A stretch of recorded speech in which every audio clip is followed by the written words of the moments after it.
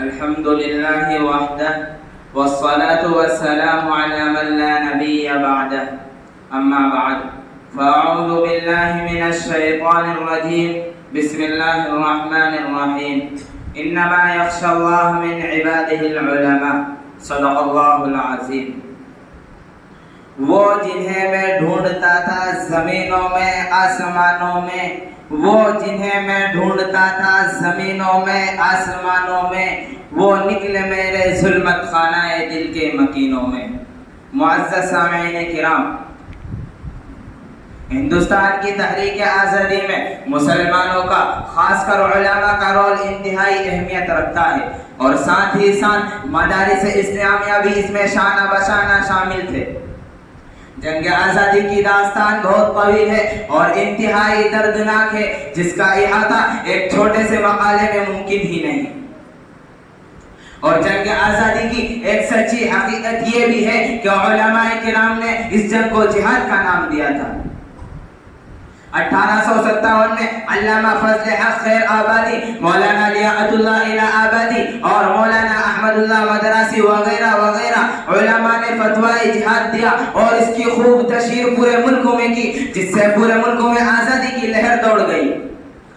اور علماء کرام کے ساتھ ساتھ عام مسلمانوں نے بھی دل و جان سے جنگ آزادی میں حصہ لیا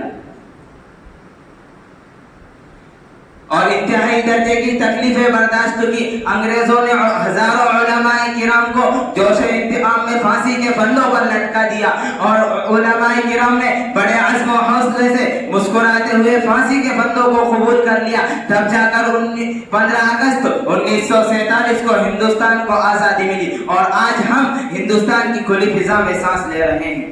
پر افسوس اس وقت ہمارا ملک جس بحرانی دور سے گزر رہا ہے وہ ہم سب پر آیا ہے. فرقہ پرست عناصر اپنے عزائم کی تکمیل کے لیے نہ قانون کا خیال کر رہے ہیں اور نہ ہی انسانیت کے اصولوں کو مان رہے ہیں. اسلام اور مسلمانوں کو ہر ممکن نقصان پہنچا رہے ہیں. فرقہ پرست اور متعصب لوگ مدارس اسلامیہ اور مساجد اور مسلمانوں کے خلاف ایک منظم تحریک چلائے ہوئے ہیں. جب سے مرکز میں بھارتیہ جنتا پارٹی کی حکومت بنی ہے، اس کے بعد سے مدارس، مساجد اور مسلمانوں کے کردار کو مسخ کیا جا رہا ہے اور اسلامی تشخص کو ختم کرنے کی مہم میں زبردست شدت آئی ہوئی ہے. فرقہ پرست لیڈروں کے اشتعال انگیز بیانات نے مدرسے کے وجود کے لیے بڑا خطرہ پیدا کر دیا، جبکہ سچائی یہ ہے کہ ملک کو آزاد کرانے والے انہی مدارس کے پروردہ تھے. آج جنگ آزادی میں انہی علماء کرام اور مدارس و مساجد کے کردار کارنامہ تھے. معزز سامعین کرام، لیکن یہ بڑا المیہ اور سانحہ ہے کہ آج ہماری نوجوان نسل بہت ہی کم جانتی ہے کہ جنگ آزادی میں علماء کرام کا کوئی کردار و کارنامہ رہا ہے، جبکہ سچائی یہ ہے کہ جنگ آزادی کے اندر علماء کرام ہی کا کردار کارنمایہ تھا، کیونکہ انگریزوں نے ہندوستان کی حکومت کو مسلمانوں سے ہی چھینا تھا. اس لیے دوسری قوموں کے مقابلے میں مسلمانوں نے جنگ آزادی کے لیے بڑی بڑی قربانیاں پیش کی. بڑے بڑے علماء اسلام نے جنگ آزادی کا بگل بجایا اور خود پیش رہے اور ملک و ملت کے لیے اپنی جانیں قربان کرنے سے پیچھے نہیں ہٹے. 1857 میں علامہ فضل حق خیر آبادی نے جنگ آزادی میں نمایاں حصہ لیا، اور علامہ فضل حق خیر آبادی کے مشورے صرف لال قلعہ کی پوشیدہ مجلسوں تک محدود نہ تھے، بلکہ وہ جنرل بختخاں سے ملے اور دہلی پہنچ گئے اور مشورے ہوئے. بالآخر بعد نماز جمعہ دلی کی جامع مسجد میں علماء عوام کے کثیر ازدحام کے سامنے زبردست تقریر کی اور فتویٰ پیش کیا. گرفتار ہوئے، مقدمہ چلا، انگریز ججوں کے سامنے پیش کیے گئے. جس مخبر نے عدالت میں مولانا پر اعتراض پیش کیا تھا، وہ آپ کی علمی ہیبت دیکھ کر لرز اٹھا اور کہنے لگا، یہ وہ شخص نہیں ہے جس نے فتوی جہاد پر دستخط کیے تھے. علامہ نے بلا لومۃ اللائم انگریز کا چھری کو للکارا اور کہا کہ جو بیان مخبر پہلے دے چکا ہے وہی صحیح ہے اور اب یہ جھوٹ بول رہا ہے، یہ میری صورت دیکھ کر مرعوب ہو گیا اور جھوٹ بول رہا ہے۔ سنو، فتوی جہاد میں نے ہی دیا اور اب بھی میں اپنے فتوے پر قائم ہوں۔ دریائے شور کی سزا ہوئی اور جہاں انگریزوں نے آپ پر اور آپ کے ساتھیوں پر بہت سخت ظلم و ستم ڈھایا۔ جزیرہ انڈومان میں 12 صفر 1227 ہجری کو آپ کا انتقال ہوا۔ حضرت مولانا کفایت علی کافی مراد آبادی کا 1857 سے قبل آگرہ اکبر آباد میں قیام تھا۔ انگریزوں کے خلاف فتوی جہاد صادر فرمایا۔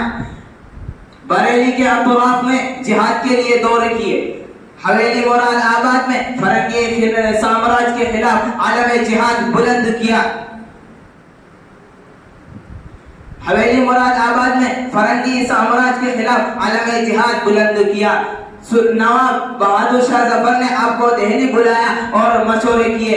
علامہ نے جنرل بخت خان، شیخ افضل صدیقی، شیخ بشارت علی، مولانا سبحان علی اور شاہ احمد اللہ مدراسی کی معیت میں مختلف محاذوں پر انگریزوں کو شکست دے دی۔ مراد آباد، رامپور کے اکثر معارک کے سر کیے۔ بالآخر انگریزوں نے 30 اپریل 1858 کو اپنے پٹھو کلال فخر الدین اور دیگر دغابازوں کی سازش کے ذریعے مولانا کو گرفتار کر لیا اور مراد آباد جیل سے متصل برسر عام تختہ ادار پر لٹکا دیا۔ پھانسی کے وقت مولانا مندرجہ ذیل اشعار ترنم سے بڑے ہی واہلانہ انداز میں پڑھ رہے تھے۔ کوئی گل باقی رہے گا نہ چمن رہ جائے گا، کوئی گل باقی رہے گا نہ چمن رہ جائے گا، پر رسول اللہ کا دین حسن رہ جائے گا۔ ہم سفیروں باغ میں ہیں کوئی دم کے چہچہے، ہم سفیروں باغ میں ہیں کوئی دم کے چہچہے، بلبلیں اڑ جائیں گی سونا چمن رہ جائے گا۔ اطلس و کم خاک کی پوشاک پر نازا نہ ہو، اطلس و کم خاک کی پوشاک پر نازا نہ ہو، اس تنے بے جان پر خالی کفن رہ جائے گا۔ سب فنا ہو جائیں گے کافی اور لیکن حشر تک، سب فنا ہو جائیں گے کافی اور لیکن حشر تک، نعت حضرت کا زبانوں پہ سخن رہ جائے گا۔ تاریخ کی کیا حقیقت ہے، اس کے بارے میں علامہ اقبال نے کہا ہے کہ جس طرح ایک شخص کی زندگی میں حافظہ میموری کی زبردست اہمیت ہے، اگر وہ کم ہو جائے یا بالکل ہی ختم ہو جائے تو اس شخص کی زندگی بے معنی ہو کر رہ جائے گی، اسی طرح ایک قوم یا ملت کے لیے تاریخ کی زبردست اہمیت ہے، اگر وہ گم ہو جائے یا گمنامی میں چلی جائے یا دفن ہو جائے گی تو اس قوم و ملت کی زندگی بے معنی اور بیکار ہو کر رہ جائے گی۔ انگریزوں کی چال، مدارس کا زوال اور علماء کرام کا کمال۔ جنگ آزادی کے وقت علم دین کے مراکز مدارس اسلامیہ اجڑنے لگے تھے، پھر باقاعدہ حکومت کی زیر نگرانی ان قلعوں پر یلغار کر دی گئی اور عیسائی مشنریوں کا ایک سیلاب امٹ پڑا تھا جو ہندوستان کے بھولے بھالے اور ناواقف مسلمانوں کو اپنے دام فریب میں جکڑنے کی کوشش کر رہا تھا۔ اگر یہ مدارس اور ان کے فارغین یعنی یہ علماء نہ ہوتے اور یہ چھوٹے چھوٹے مکاتب، بڑے بڑے مدارس اور عظیم الشان دینی ادارے نہ ہوتے تو شاید وہ لوگ اپنے فریب میں کامیاب ہو جاتے۔ اہل علم، اہل نظر جانتے ہیں کہ ہندوستان پر انگریزوں کی عملداری سے پہلے دہلی، آگرہ، لاہور، ملتان، گجرات، لکھنؤ، بریلی، پٹنہ اور مدراس، بنگال وغیرہ کے مختلف مقامات میں مدارس اسلامیہ علم دین کے مرکز تھے، جنہیں مسلمانوں نے 600 سال سے اپنے خون جگر سے سینچا تھا اور ان کے سلاطین اور امراء نے ان کے پھیلانے میں اخراجات اور ضروریات کے لیے بڑی بڑی جائیدادیں قربان کی اور اوقاف مقرر کیے تھے۔ ہندوستان پر عملاً تسلط قائم کر لینے کے بعد انگریزوں نے پورے منصوبے بند طریقے پر مدارس کے قدیمی نظام کو تہو بالا کر دیا اور بالواسطہ ایسی صورتیں اختیار کی جن سے خاص طور پر مسلمانوں کے خالص دینی علوم روز بروز تنزل و اضمحلال کا شکار ہوتے گئے۔ دشمنان اسلام اس بات سے واقف ہے کہ جب تک یہ سیدھا سادہ بوریا پر بیٹھنے والا مولوی اس معاشرے میں موجود ہے اس وقت تک مسلمانوں کے دلوں سے ایمان نکالا اور کھرچا نہیں جا سکتا. لہذا دشمنان اسلام نے اس کے خلاف پروپیگنڈا پھیلا دیا ہے اور پوری مشینری لگائے ہوئے. سامعین بزم، مدارس اسلامیہ دین کے مضبوط قلعے ہیں. ہندوستان کے اندر جو دینی تعلیم، دینی ماحول اور دینی فضا نظر آ رہی ہے وہ انہی مدارس کی دین ہے. ان کی قدر کرنا چاہیے اور ان پر اگر کسی طرح کی کوئی آنچ آئے تو مسلمانوں کو تڑپ جانا چاہیے. یہی مسلمانوں کی غیرت ایمانی کا تقاضا بھی ہے. ضرورت اس بات کی ہے کہ ہم اپنی نوجوان نسل کو آزادی کی داستانیں سنائیں، کتابیں پڑھائیں.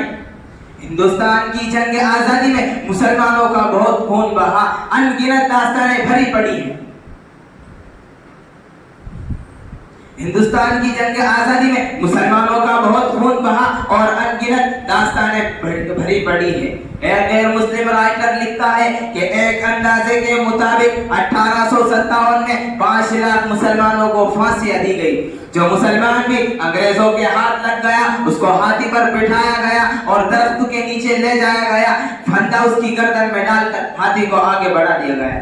لاشیں پھندوں میں جھول گئی، آنکھیں ابل پڑی، زبانیں منہ سے باہر نکل آئی.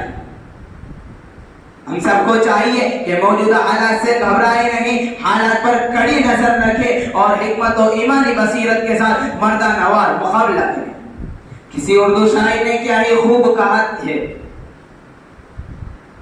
دنیا سے آج پوچھو پیچھے نہیں تھے ہم، دنیا سے آج پوچھو پیچھے نہیں تھے ہم، انگریز لے رہا تھا جب امتحان ہمارا. زد میں بھی گولیوں کی مقصد کو نہ چھوڑا ہم نے، زد میں بھی گولیوں کی مقصد کو نہ چھوڑا ہم نے، قیدوں میں بھی نہ بدلا عزم جواں ہمارا. ریلوں میں راستوں میں جیلوں میں محفلوں میں، ریلوں میں راستوں میں جیلوں میں محفلوں میں، نعرہ تھا ہم کو دے دو ہندوستان ہمارا.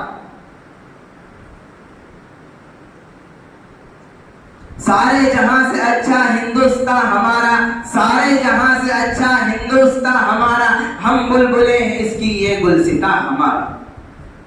معزز سامعین کرام، مسلمانوں کے تمام مسائل کا حل صرف تعلیم کے اندر ہے. آرٹیکل 301 میں کہا گیا ہے کہ ہر اقلیت چاہے وہ مذہبی ہو یا لسانی اسے یہ حق حاصل ہے کہ وہ اپنی مرضی کے مطابق تعلیمی ادارے قائم کرے اور چلائے، کیونکہ بے یار و مددگار مسلم قوم کے لیے تعلیم ہی نسخہ کیمیا ہے اور اس کی ذمہ داری بھی ہمارے قائدین اور علماء کرام پر ہے. اللہ تعالیٰ ہم تمام کو اپنی اپنی ذمہ داری لینے اور نبھانے کی توفیق عطا فرمائیں. میں اس شعر کے ساتھ اپنی تقریر ختم کرتا ہوں. باطل سے دبنے والے اے آسماں نہیں ہیں ہم، باطل سے دبنے والے اے آسماں نہیں ہیں ہم، 100 بار کر چکا ہے تو امتحان ہمارا. وآخر دعوانا الحمدللہ.